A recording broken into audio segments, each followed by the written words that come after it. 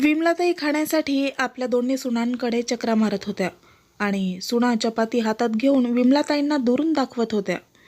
त्यांना मागून खाण्यासाठी मजबूर करत होत्या. बिचाऱ्या गुडघ्यांचा त्रास असून सुद्धा आपल्या सुनांच्या मागे चक्रा घालत होत्या. पण आता वय झाल्यामुळे त्यांना धाप लागली होती. त्या जोरजोरात श्वास घेऊ लागल्या होत्या. त्यांचे डोके घुमू लागले होते. त्यामुळे त्या तिथेच बसून जोरजोरात रडू लागल्या. तेव्हा दुसरी सुनबाई म्हणाली, "काय झाले म्हातारे? आता भूक नाही लागत का? ही चपाती घे." चपाती दूरूनच कुत्र्याप्रमाणे त्यांना चपाती दाखवत निर्लज्जासारख्या हसत होत्या. आपल्या सुनेचे असे वागणे पाहून विमलाताईंच्या डोळ्यात पाणी आले. त्या रडता रडता हात जोडत होत्या. आपल्या दोन्ही सुनांना म्हणाल्या, "एका भुकेल्या जीवाची परीक्षा घेऊ नका. त्याला एवढा त्रास देऊ नका. तुम्हाला माझ्यापासून सुटकाच हवी असेल तर मला मारून टाका, परंतु कमीत कमी या अण्णाचा तरी अपमान करू नका." विमलाताई म्हणाल्या, "ठीक आहे, मी तुमच्याकडून जेवायला मागणार नाही. तुम्ही माझ्या पेन्शनचे जे काही पैसे येतात ते द्या. त्यामुळे मी स्वतःच्या पोटाची व्यवस्था करू शकेल." एवढ्यातच मोठी सूनबाई प्रिया रागातच विमलाताईंजवळ आली आणि पाठीमागून त्यांचे केस पकडत म्हणाली, "म्हातारी, पेन्शनचे पैसे?"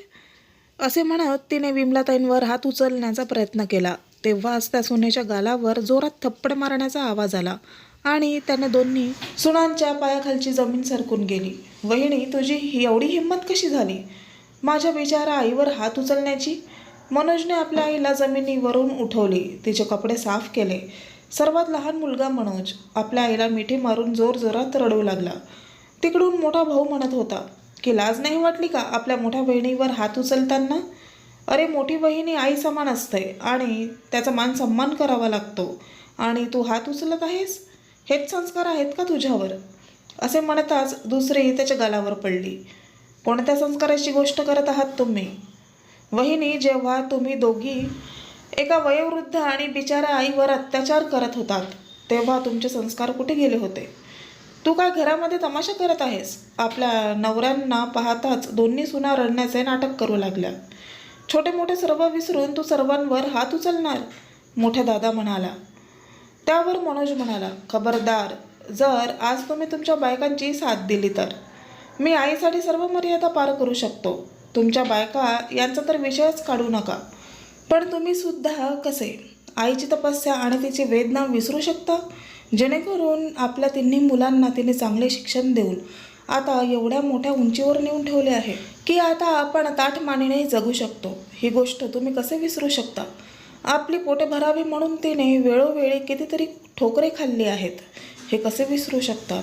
तुम्ही आईची माया ममता त्या दिवसात आपले संरक्षण व्हावे म्हणून घरातील जुनी का होईना परंतु घोंगडी आपल्याला दिली आणि स्वतः मात्र अंगावर नेसलेल्या साडीमध्ये कुडकुडत रात्र काढायची.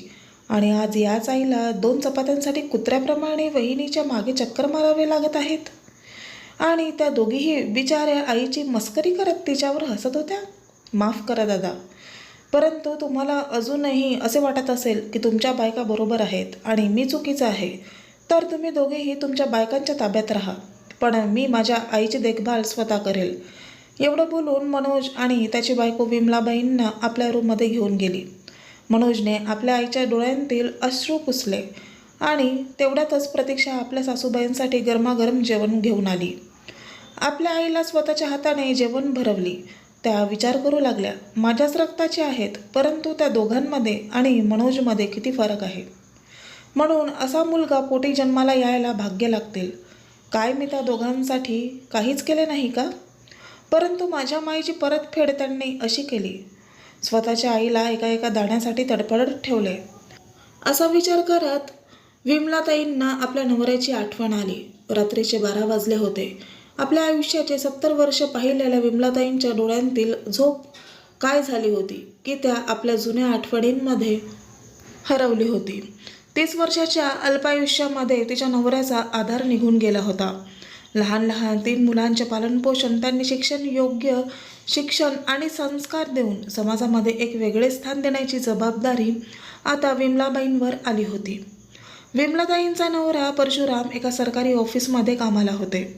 त्यांच्या जागी नोकरी करून त्या सेवानिवृत्त झाल्या होत्या.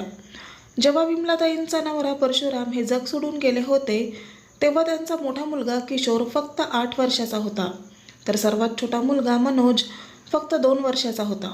अशा परिस्थितीमध्ये सर्व नातेवाईकांनी साथ सोडली होती. परंतु परशुरामरावांची 15 एकर जमीन होती. त्या सर्व जमिनीची देखभाल त्यांच्या ओळखीच्या मदनरावांना करायला सांगितली होती, कारण मदनराव विमलाताईंना बहीण मानत होते. त्यांच्या मदतीने विमलाताईंनी सर्व जबाबदाऱ्या पार पाडत असतानाच 30 वर्षे सरकारी नोकरी करून सुद्धा आपल्या नवऱ्याची संपत्ती आणि मुलांची देखभाल त्याच्यातच आपले पूर्ण जीवन समर्पित केले होते.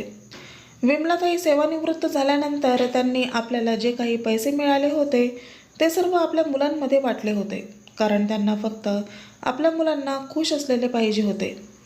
त्यांना जी पेन्शन मिळत होती ती त्यांच्या खर्चासाठी पुरेशी होती. त्यांच्या जीवनामध्ये धनदौलत याचे काही मूल्य नव्हते. मुलगा किशोर सरकारी सेवेत अधिकारी होता. दुसऱ्या मुलाचा लाखोचा व्यापार होता. मनोज बिचारा एका प्रायव्हेट कंपनीमध्ये नोकरी करत होता. किशोरची बायको राधिका सुरुवातीला विमलाबाईंच्या आजूबाजूला राहून त्यांची सेवा करत होती. विमलाताईंच्या सेवानिवृत्तीनंतर तिच्याकडे त्यांच्याजवळ राहण्यासाठी वेळच नव्हता. त्यांची दुसरी सून खूपच मॉडेल स्वभावाची होती. ती स्वतःमध्येच व्यस्त असायची. तिच्या आपल्या लोकांविषयीचे मत नेहमीच नकारात्मक असायचे. विमलाताईंची आपल्या मुलांच्या आणि सुनांच्या जीवनांमध्ये कोणत्याही प्रकारची ढवळाढवळ नव्हती. त्यांना माहिती होते की आजची वेळ बदलली आहे. विमलाताईंचा स्वर्गीय नवरा परशुराम त्यांच्या पुण्यतिथीच्या दिवशी विमलाताई प्रत्येक वर्षी आपल्या जवळच्या मंदिरामध्ये अन्नदान करत असायच्या. ते करण्यासाठी मदनराव सुद्धा आपल्या बहिणीला सहकार्य करत असत. त्यामध्ये विमलाताईंची सर्व मुले सहभाग घेत. त्या मंदिराचे गुपित होते की हे गुपित मदनराव आणि विमलाताईंनाच माहिती होते. विमलाताई आपल्या मुलांना सांगणार नव्हती.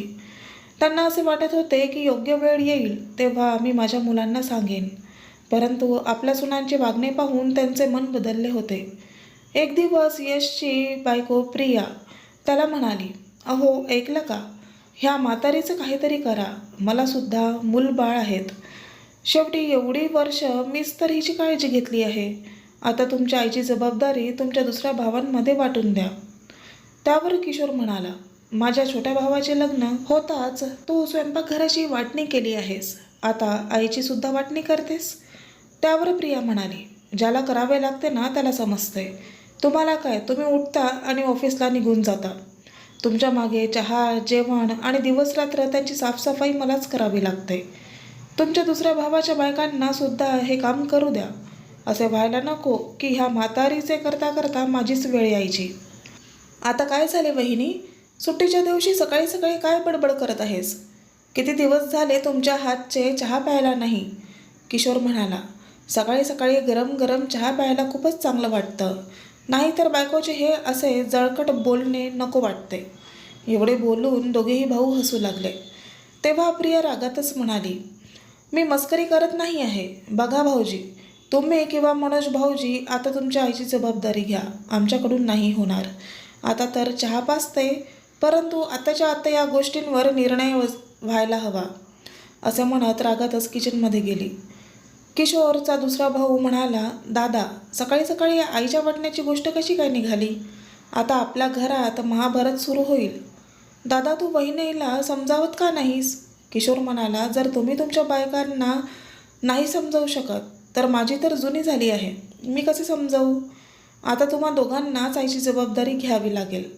दुसऱ्या मुलाची बायको बबिता आली आणि म्हणाली, दादा वाईट वाटून घेऊ नका, पण एवढी वर्ष तुम्हीच आईची जबाबदारी घेतली आहे का? तुम्ही विसरत आहात. जेव्हा वहिनी ह्या घरात आल्यानंतर लगेचच 2 वर्षांनी मी सुद्धा ह्या घरात आले, तेव्हा मी सुद्धा काही त्यांची कमी सेवा केली नाही, किंवा माझ्याकडून तर आता अपेक्षा ठेवू नका. असे म्हणत तिने स्वतःवरची जबाबदारी झटकली. तेव्हा दोघे भाऊ एकमेकांकडे पाहत राहिले. तेव्हा किशोर म्हणाला, आता एकच उपाय, आता मनोजबरोबर बोलावं लागेल. असेही त्यांची मुले अजून लहान आहेत, त्यांच्यावर कमी जबाबदारी आहे. तो आईला सोबत ठेवू शकतो. दुसरा भाऊ प्रशांत मी किशोरच्या बोलण्याला सहमती दिली आणि म्हणाला, हो दादा, का नाही, चला त्याला तर करावेच लागेल. आणि तो तर प्रायव्हेट नोकरी करत आहे, त्याला पैसे तर मिळतच असतील. चला मनोजला बोलवूया. मनोज, मनोज बाहेर ये, काही महत्त्वाचं बोलायचं आहे. आईने हाक ऐकल्यावर आई आपल्या मुलांजवळ येऊन बसली आणि म्हणाली, काय गोष्ट आहे बाळांनो, आज तुम्ही एकाच जागी बसला आहात? काय कोणती महत्त्वाची गोष्ट बोलायची आहे का? महत्त्वाची गोष्ट आहे, पण तू चिंता करू नकोस, वेळेवरती चपाती मिळत राहील. या घरातून मिळेल किंवा दुसऱ्या घरातून. विमलाताई म्हणाल्या, बाळांनो का उगीच या वयामध्ये आईला इकडे तिकडे फिरायला लावता? मी कामावर जात असताना तुम्हा लोकांना मी कधी तुमच्या आजी आजोबांकडे नाही सोडले. स्वतःची जबाबदारी स्वतः निभावली. हे बोलत असताना विमलाताईंचे डोळे पाण्याने भरले. तेवढ्यातच विमलाताईंची मोठी सून प्रिया आली आणि म्हणाली, तुम्ही सोफ्यावर पाय ठेवून बसू नका, सोफा खराब होऊन जाईल. 6 महिने अगोदरच माझ्या बाबांनी तो दिला आहे, तरीसुद्धा तुम्ही माझी अजिबात इज्जत करत नाही. तुम्ही त्या लाकडाच्या खुर्चीवर का नाही बसत? सर्वांसमोर जोरात चहा ठेवून ती तिथून निघून गेली. आता विमलाताई सोफ्यावरून खुर्चीवर जाऊन बसल्या. त्यांचे तोंड आता पाहण्याजोगी झाले होते. समोर मुले चहा पित होती, परंतु त्यांना चहासाठी कोणीही विचारले नाहीत. एवढ्यातच मनोज तिथे आला. आपल्या आईच्या चेहऱ्याकडे पाहत त्याने आपल्या बायकोला प्रतीक्षाला आवाज दिला आणि म्हणाला, प्रतीक्षा, आईसाठी चहा बनव. दादा तुम्ही पिणार? प्रशांत तोंड वाकडे करत म्हणाला, नाही नाही, आम्ही प्यायला. आमचा विचार करण्याची काहीच गरज नाही. आम्ही तुला यासाठी बोलवलं आहे की आता आईची जबाबदारी तुला उचलायची आहे. आमच्या बायका आता आईसाठी चपाती बनवून बनवून थकून गेल्या आहेत, त्यामुळे आता तू ही जबाबदारी घे. असेही आता आई किती दिवस राहील? मनोज म्हणाला, शुभ बोल दादा, आई आहेत त्यामुळे आपण एकत्र आहोत. जर आई राहिली नाही तर घर सुख्या पाण्यासारखे विखरून जाईल. तेव्हा किशोर म्हणाला, मोठ्या मोठ्या गोष्टी करणं सोडून दे आणि आपली जबाबदारी उचल, स्वतःकडे घेऊन जा. मनोज म्हणाला, दादा, आई तसंही 3 वेळेला आमच्याबरोबरच खाते. मग ती इथे राहिली तर काय प्रॉब्लेम आहे? आईला या रूमची आस आहे, कारण बाबासुद्धा याच रूममध्ये राहत होते. तेवढ्यातच प्रिया म्हणाली, 100 गोष्टींची एक गोष्ट. भाऊजी, आता आम्हाला सुद्धा जागा हवी आहे. आता आमची मुले मोठी झाली आहे, त्यामुळे सुद्धा आम्हाला वेगळी जागा लागते. आता त्यांचे लग्नाचे वय झाले आहे. माझ्या सुना येतील तर त्या काय अशा रिकाम्या हातानेच येतील का? त्या एवढे सामान घेऊन येणार तर ते सामान कुठे ठेवणार? त्यापेक्षा तुम्ही यांची खाट बाहेर वरांड्यामध्ये ठेवण्यात काय अडचण आहे? बिचारा विमलाताई आपल्या मुलाकडे अश्रुभऱ्या डोळ्यांनी पाहत होत्या. आता त्यांच्या मनात विचार येत होते की मी माझ्या 3 मुलांना किती प्रेमाने लाडाने लहानाचे मोठे केले आणि तीच मुलं आता माझ्या वाटणीविषयी बोलत आहेत. तेव्हा प्रतीक्षा आपल्या सासूला चहा बिस्किटे देत म्हणाली, आपल्या दिरांना म्हणाली, दादा तुम्ही मोठे आहात, मी तुमच्यामध्ये बोलत आहे, माफ करा. दादा, आईची जर संमती असेल तर त्यांना आमच्याकडे राहायचे असेल तर मला कोणतीही अडचण नाही.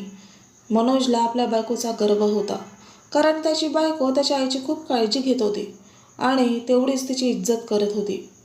तेव्हा बबिता पटकन म्हणाली, घ्या तर, आता भाऊजींकडेच राहणार. मी आता स्पष्ट बोलते, आता आम्ही यांच्या खाण्यापिण्याचा औषधांचा खर्च करणार नाही. जर उद्या जाऊन या मेल्या तर तिघी मिळून त्यांचा श्राद्ध करू. तेव्हा विमलाताई म्हणाल्या, सुनबाई, मी जिवंत असताना तुम्ही माझ्या जीवनाविषयी बोलत आहात आणि मी मेल्यानंतर माझ्या श्राद्धामध्ये बासुंदी पुरी बनवणार, तेव्हा मी इथे खाणार का? त्यापेक्षा मी जिवंत असताना मला साधे वरण भात जरी प्रेमाने खायला दिले तरी माझ्या मनाला शांती मिळेल आणि एवढ्या शांतपणे मी माझे डोळे बंद करेल. त्यामुळे प्रिया म्हणाली, आता तुम्हाला जे काही खायचं आहे ते छोट्या सुनेकडे खा आणि हे घ्या, मी तुमचे सामान बांधले आहे. मनोज म्हणाला, वहिनी, तुम्हाला एवढी घाई होती की तुम्ही आईचे सामानसुद्धा बांधून ठेवले? एक वेळा आईला तर विचारायला हवे होते ना. प्रशांत म्हणाला, आईला काय विचारायचे? आईला किती समज आहे. आता आईला काय करायचं आहे आणि काय नाही करायचं या सर्व गोष्टींचा फैसला तर आपणच करणार ना. खूप दिवस आईच्या निर्णयाने हे घर चालत होते, आता नाही. आता चला आपापल्या कामाला लागा. एवढं बोलून सर्वजण निघून गेले. विमलाताई भले काहीही बोलल्या नाही, परंतु आतून त्यांचा जीव घुसमटत होता. मागच्या 3 वर्षांपासून त्यांची छोटी सून सर्व काही करत होती. तिने आपल्या सासूबाईंची सेवा करण्यासाठी कोणतीही कमी सोडली नव्हती. पाहता पाहता पुढच्या 4 महिन्यात विमलाताईंची अवस्था खूपच खराब झाली. तेव्हा विमलाताईंनी आपल्या मोठ्या मुलांना भेटण्याची इच्छा व्यक्त केली. परंतु या कलियुगाच्या काळात त्यांची मती भ्रष्ट झाली होती. त्यांनी आईला भेटण्यासाठी असमर्थ दर्शवली. इकडे जेव्हापासून प्रतीक्षा कडेला आल्या होत्या त्यापासून त्यांच्या दोन्ही मुलांनी आणि सुनांनी त्यांनी सुद्धा विमलाताईला पाहायला गेले नव्हते. त्यांना असे वाटत होते की पुन्हा आईला आपल्याकडे घेऊन यावे लागेल. एक दिवस अचानक मनोज आणि प्रतीक्षाला रात्री कोणते तरी नातेवाईक वारले म्हणून तिकडे जावे लागले. विमलाताईंना खूपच भूक लागली होती म्हणून यावेळी त्यांनी जेवणासाठी आपल्या दोन्ही मोठ्या सुनांकडे हात पसरले. परंतु त्यांच्या दोन्ही सुनांनी त्यांना जेवायला दिले नाही. आता आपली ही काय अवस्था झाली आहे या विचारात त्यांचा डोळा कधी लागला त्यांना समजलं नाही. तर रात्री त्यांचे डोळे कायमचे बंद झाले. त्या आता देवाला प्रिय झाल्या होत्या. त्या दिवशी विमलाताईंची दोन्ही मोठी मुले आणि त्यांच्या बायका खूप खुश झाल्या होत्या. परंतु मनोज आणि प्रतीक्षा जेव्हा आपल्या नातेवाईकांच्या अंत्यसंस्कार करून घरी आले तेव्हा आपल्या आईला या अवस्थेत पाहून खूपच रडू लागले होते. रडून रडून दोघांची अवस्था खूपच वाईट झाली होती. त्या दोघांनीही आपल्या परीने आपल्या आईला सर्व काही देण्याचा प्रयत्न केला होता. आता समाजातील लोक बोलतील म्हणून किशोर आणि प्रशांतने आपल्या आईच्या अंत्यसंस्कारासाठी आपल्या छोट्या भावाला मदत केली होती. 1 वर्ष असंच निघून गेली. त्यानंतर विमलाताईंच्या मोठ्या नातवाचे लग्न झाले होते. त्यांची मोठी सूनसुद्धा आता एका सुनेची सासू झाली होती. सासूबाईंचे श्राद्ध असल्यामुळे प्रिया आपल्या सुनेला रीनाला म्हणाली, बघ सुनबाई, उद्या माझ्या सासूबाईंचे श्राद्ध आहे. त्याच्यासाठी बासुंदी पुरी बनव. त्यांना खूप आवडत असे. ती म्हणाली, आई श्राद्ध उद्या आहे ना? उद्या बनवेल. तुम्ही आजपासूनच का उगाचच घर डोक्यावर घेत आहात? तर दुसरीकडे बबिताने सुद्धा आपल्या सुनेला सांगितले, सुनबाई, उद्या माझ्या सासूचे श्राद्ध आहे. त्यामध्ये कोणतीही कमी राहायला नको. त्यांच्या आत्म्याला तृप्ती मिळायला हवी. या त्यांचेच आशीर्वाद आहेत म्हणून आज आपण एवढे चांगले आयुष्य जगत आहोत. त्यामुळे त्यांच्या आवडीची प्रत्येक गोष्ट बनवू. काही अनिष्ट घडायला नको. या भीतीपोटी श्राद्धासाठी विमलाताईंच्या सुना आपापल्या सुनांना ऑर्डर देत सोडत होत्या. आता आपल्या सासूबाईंना स्वादिष्ट जेवण सर्वात अगोदर कोणत्या घरामधून मिळणार? बिचारी प्रतीक्षा मात्र मौन धारण करून सर्व काही पाहत होती आणि मनोजला म्हणाली, जिवंत असताना आई सुनांच्या खिडकीकडे पाहत असायच्या. कोणीतरी आज काही चांगलं जेवण बनवेल आणि मला देईल. तेव्हा सर्वजणी त्यांच्याकडे दुर्लक्ष करत असायच्या. आणि आज बघा.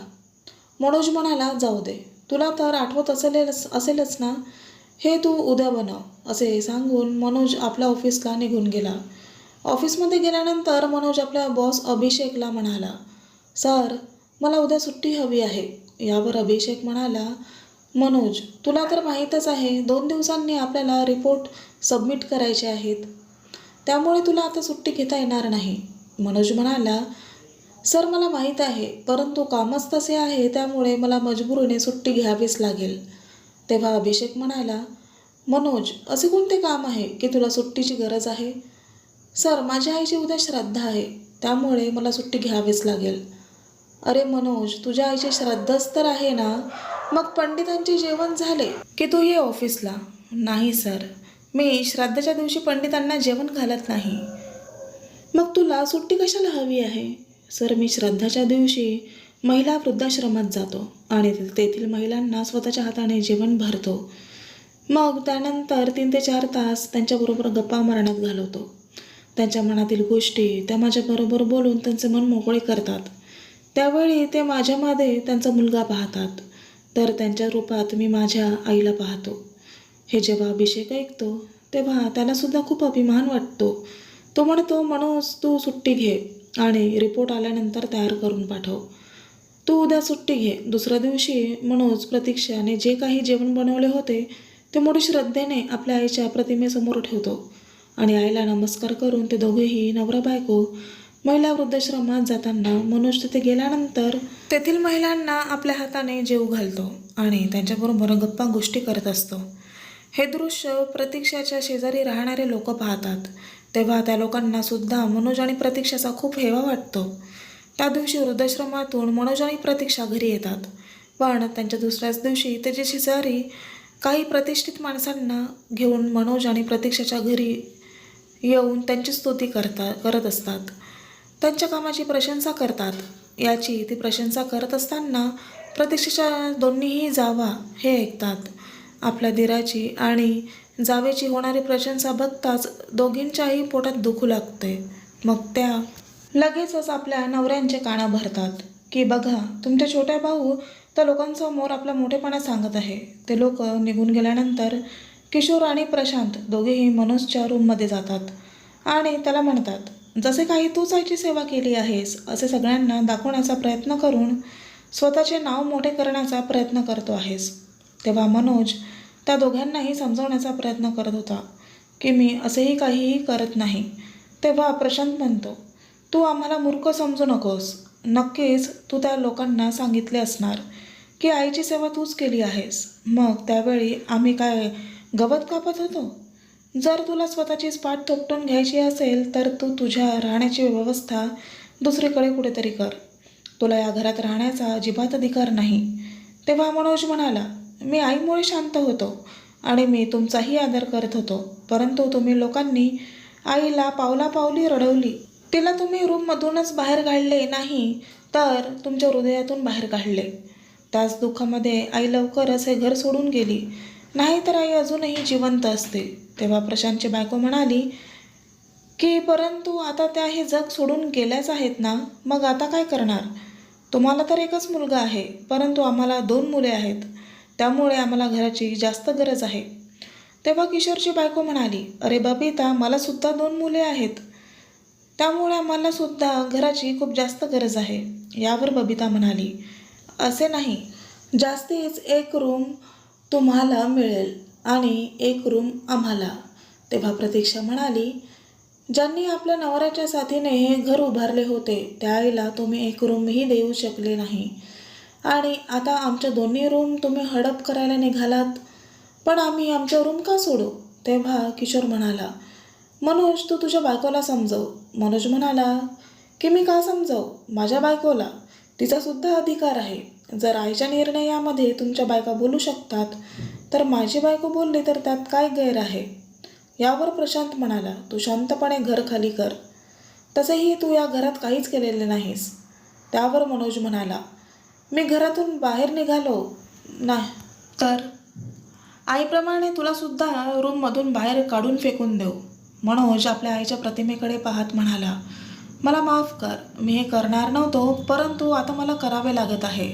हे बघ दादा, त्या घरावर माझासुद्धा अधिकार आहे आणि त्यामुळेच माझासुद्धा या घरात हिस्सा बनतो. त्यामुळे मी माझा हिस्सा नाही सोडू शकत आणि तुम्ही माझ्यावर जबरदस्ती नाही करू शकत. जर मी मनात आणले तर या पूर्ण घरावर कब्जा करू शकतो, परंतु मला तसे नाही करायचे. परंतु आता तुम्हा लोकांची अक्कल जागेवर आणण्यासाठी गरजेचे आहे. त्यावर मनोजने 2 भाऊ त्याला म्हणाले, अरे जा, तुझ्या अशा पोकळ धमकीला आम्ही नाही घाबरत. तू काय करणार आमचे? तेव्हा मनोज शांतपणे कपाटामधून एक कागद काढतो आणि आपल्या 2 भावांसमोर धरून म्हणतो, आई मरण्याच्या 15 दिवस अगोदर एक चिठ्ठी लिहून गेली आहे. त्यामध्ये स्पष्ट दिलं आहे की मला माझ्या 2 मोठ्या मुलांनी खूप त्रास दिला आहे, त्यामुळे त्यांना त्यांच्या पापांची शिक्षा मिळायला हवी. मी त्यांना कधीही माफ करणार नाही. मनोज बाळा, तुझ्याबरोबर सुद्धा ते लोक असेच वागले तर तू त्यांना कधीही माफ करू नकोस. प्रतीक्षा आपल्या नवऱ्याच्या हातातील कागद पाहत होती तर खरंच त्या कागदावर तिच्या सासूबाईंनी आपल्या अक्षरांमध्ये सर्व गोष्टी लिहून ठेवल्या होत्या. किशोरने, प्रशांतने जेव्हा आपल्या आईची चिठ्ठी वाचली तेव्हा त्यांच्यासुद्धा पायाखालची जमीन सरकली. मग ते 3घेही भाऊ त्या मंदिरातील मदन काकांकडे गेले, कारण त्यांना माहिती होते की मदन काका आपल्या आईचे भाऊ आहेत. जरी आईची सख्खे भाऊ नसले तरी त्यांनी विमलाताईंना आपली बहीण मानले होते. तेव्हा 3घे भाऊ मंदिरात मदन काकांकडे गेले. तेव्हा त्यांनी मंदिरातील गुपित त्यांना सांगितले. त्या मंदिरामध्ये त्यांच्या आईने त्यांच्या सर्व जमिनीचे कागद दळून ठेवले होते आणि त्यामध्ये मृत्यूपत्रसुद्धा लिहून ठेवले होते. त्याच्या ठळक अक्षरात आपल्या वारसदार मनोजचे नाव लिहिलेले होते. हे जेव्हा किशोर आणि प्रशांतने पाहिले तेव्हा त्यांना खूप मोठा धक्का बसला, कारण त्यात पुढे असेही लिहिले होते, जर तुम्ही मनोज आणि प्रतीक्षाबरोबर जोर जबरदस्ती करण्याचा प्रयत्न केला तर तुम्हाला पोलीस अटक करतील. आता त्यांची अक्कल ठिकाणावर आली होती. आपली अगदी साधी दिसणारी आई, परंतु तिने केवढा मोठा निर्णय घेतला होता त्यांना आज समजले होते. आता मनोज म्हणाला, आता जे काही करायचं आहे ते पोलीस करतील, मी काहीच करणार नाही. वकिलामार्फत आता किशोर आणि प्रशांतला कोर्टाची नोटीस आली होती. त्यासोबतच आईच्या चिठ्ठीची प्रत सुद्धा जोडण्यात आली होती. त्या दोघांनाही ते घर खाली करण्यास सांगितले होते. मनोजने आता निर्णय घेतला होता की ते घर विकून आपल्या हिस्स्याचे पैसे द्यायचे आणि उरलेले पैसे वृद्धाश्रमाला दान करायचे. तेव्हाच खऱ्या अर्थाने आईच्या आत्म्याला शांती मिळेल. कारण जिवंतपणे तिला पोटाची खळगी भरण्यासाठी किती आत्मा सोसाव्या लागल्या होत्या. अशी परिस्थिती इतर कोणत्या महिलावर येऊ नये म्हणूनच तिने आपल्या मृत्यूपत्रात दिले होते की माझे घराची रक्कम जी मनोजला देण्यात यावे आणि उरलेली रक्कम अनाथ महिलांसाठी अनाथ आश्रमाला दान करण्यात यावी. विमलाताईंची दोन्ही मुले आणि त्यांच्या सुना आता या घरातील आपले सामान पॅक करू लागले होते. दुसऱ्या दिवशी ते सर्वजण घरखाली करून आपल्या रस्त्याने निघून गेली. आता खऱ्या अर्थाने त्यांना आपल्या आईची किंमत समजली होती. परंतु आता वेळ निघून गेली होती. कारण प्रिया आणि बबिता यांच्या सुनांनी आता त्यांना जवळ घेण्यास नकार दिला होता. कारण त्यांना माहिती पडले होते की आपल्याला आता या घरात काहीच हिस्सा मिळणार नाही. आपण तर बेघर झालो आहोत. विनाकारण हे सासू सासरे आपल्या जवळ कशाला हवेत. आता त्यांना आठवू लागलं की आपल्या आईला तिच्या सेवानिवृत्तीनंतर आपण नीट जेवायला सुद्धा दिले नव्हते. तेव्हा तिच्या मनाला किती वेदना झाल्या असतील याची जाणीव किशोर आणि प्रशांतला त्यांच्या बायकांना सुद्धा होत होती. म्हणतात ना, आपण जसे वागतो तेच फिरून पूर्ण आपल्या आयुष्यात येते. असेच किशोर आणि प्रशांतच्या आयुष्यात झाले होते. तर मित्रांनो, कथा आवडल्यास चॅनलला लाईक, शेअर आणि कमेंट करा आणि अशाच छान छान कथा पाहण्यासाठी चॅनलला सबस्क्राईब करा. धन्यवाद.